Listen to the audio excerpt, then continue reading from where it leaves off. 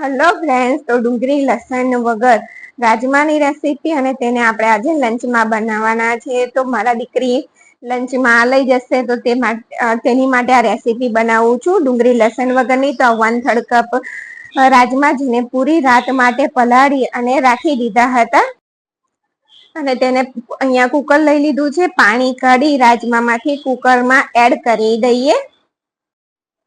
કુકરમાં એડ કરી દીધા અને તેની સાથે જ અહીંયા આપણે 1 કપ જેટલું પાણી એડ કરી દેવાનું. માપિયાનો જે કપ આવે તે. અને તેની સાથે અહીંયા થોડા આખા મસાલા, તમાલપત્ર, બિલકુલ નાનો ટુકડો તજનો, 2 લવિંગ અને સ્વાદ પ્રમાણે મીઠું એડ કરી દેવાનું અને તેને કૂક થવા માટે રાખી દેવાનું. અને જો લસણ ડુંગળી વગરના રાજમાની રેસીપી ગમે ને તો ચેનલને લાઈક, શેર અને સબસ્ક્રાઇબ જરૂરથી કરજો. મિક્સરનો કપ લઈ લીધો, તેની સાથે અહીંયા મીડિયમ સાઈઝનું ટામેટું લઈ અને તેને આ રીતે રફલી ચોપ કરી મિક્સર જારમાં એડ કરી દેવાનું. તેની સાથે જ અહીંયા 5 થી 6 કાજુ લીધા છે. અહીંયા આપણે ડુંગળીનો ઉપયોગ નથી કરવાના, તેટલા માટે અહીંયા આપણે તેની જગ્યાએ કાજુને એડ કરી અને એકદમ સ્મૂથ આ રીતની પેસ્ટ બનાવી અને તૈયાર કરી દેવાની. તો ડુંગળી લસણ વગર પણ એકદમ ટેસ્ટી બનીને તૈયાર થશે રાજમા. તો જો રાજમા સરસ રીતે બફાઈ ગયા છે. આ રીતે આંગળીથી મસળીએ તો તે મસળાઈ જાય છે અને તેની અંદર જે આખા મસાલા એડ કર્યા છે તેને કાઢી લઈએ. તેનો ટેસ્ટ એ રાજમામાં આવી જ ગયો છે એટલે કાઢી લઈએ. અને કઢાઈ લઈ લીધી. કઢાઈમાં અહીંયા આપણે 3 ટેબલ સ્પૂન જેટલું તેલ એડ કરવાનું. 1/4 ટીસ્પૂન જીરું, 1 સૂકું લાલ મરચું, આખું કાશ્મીરી લાલ સૂકું મરચું લીધું છે.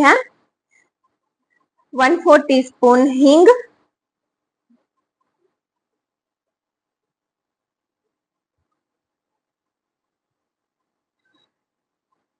1 ટીસ્પૂન આદુની પેસ્ટ, 1 લીલા મરચાના આ રીતના કટ કરેલા ટુકડા.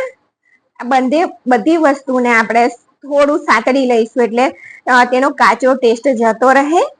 તે સતળાઈ થોડું એટલે તેની અંદર અહીંયા જે ટામેટા પ્યુરી તૈયાર કરી છે તેને એડ કરી દઈએ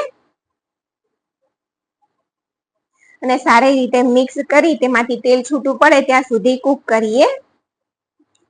1 ટીસ્પૂન લાલ મરચું,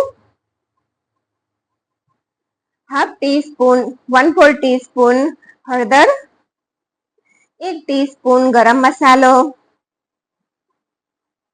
1 ટીસ્પૂન ધાણા જીરું પાવડર.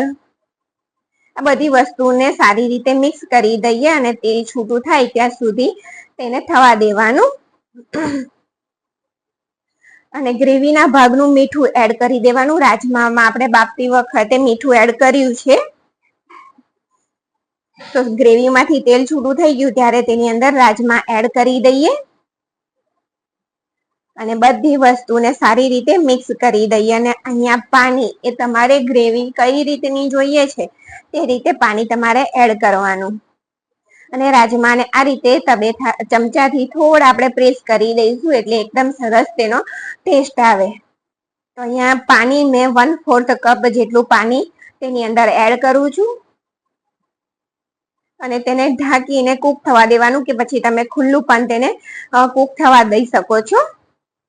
તો જો રાજમાની રેસીપી તમને ગમી હોય ને તો ચેનલને લાઈક, શેર, સબસ્ક્રાઇબ જરૂરથી કરજો. લસણ ડુંગળી વગરના રાજમા, જે લસણ ડુંગળી ના ખાતું હોય તેના માટે સ્પેશિયલ આ વિડીયો છે. તો જો તમે જોઈ શકો છો એકદમ સરસ રીતે આપણા રાજમા બનીને તૈયાર થઈ ગયા છે. જો તમે કોઈને કહો નહીં કે આમાં લસણ ડુંગળી એડ નથી કરી તો ખબર પણ નહીં પડે, એટલું ટેસ્ટી રાજમાનું શાક બનીને તૈયાર થાય છે. લાસ્ટમાં આપણે તેને ધાણાથી ગાર્નિશ કરી દઈએ અને લંચ બોક્સ બનાવ્યું છે તો લંચ બોક્સમાં આપણે પેક પણ કરી દઈએ. તો રાજમા ચાવલ. Thank you for watching. અને અહીંયા આપણે સાઈડમાં રાજમા તો રાખ્યા છે ને, સાઈડમાં રાઈસ પણ રાખી દઈએ.